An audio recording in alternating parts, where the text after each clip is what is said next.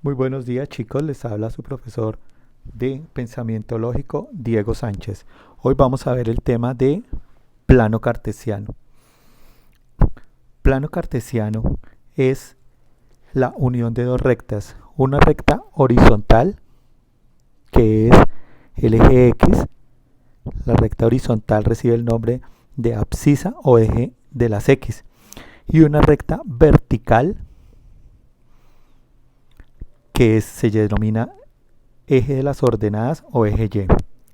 El Estas dos rectas es el origen, también es el punto cero del plano cartesiano. Para ubicar puntos en el plano cartesiano lo hacemos por intermedio de coordenadas.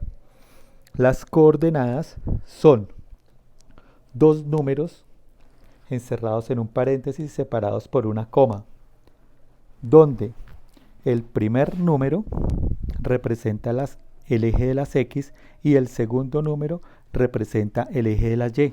Aquí vemos el primer número representa el eje de las X, o sea, el eje horizontal, y el segundo número representa el eje de las Y o el eje vertical. Veamos unos ejemplos de ubicación en el plano cartesiano. Veamos el ejemplo A.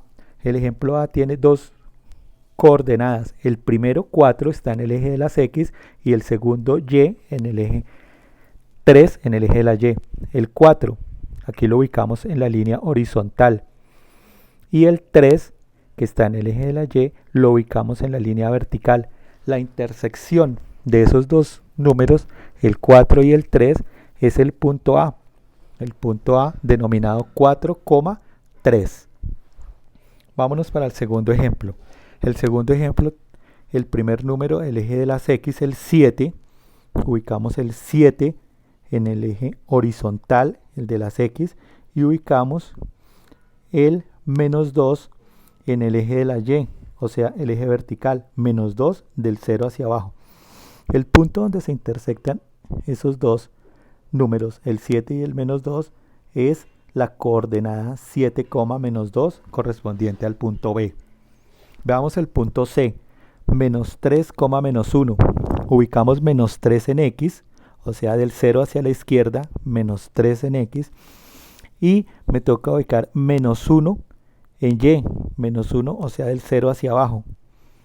Menos 3, menos 1, el punto donde se encuentran, donde se interceptan es el punto C, el punto menos 3, menos 1. Veamos el último ejemplo, el punto D.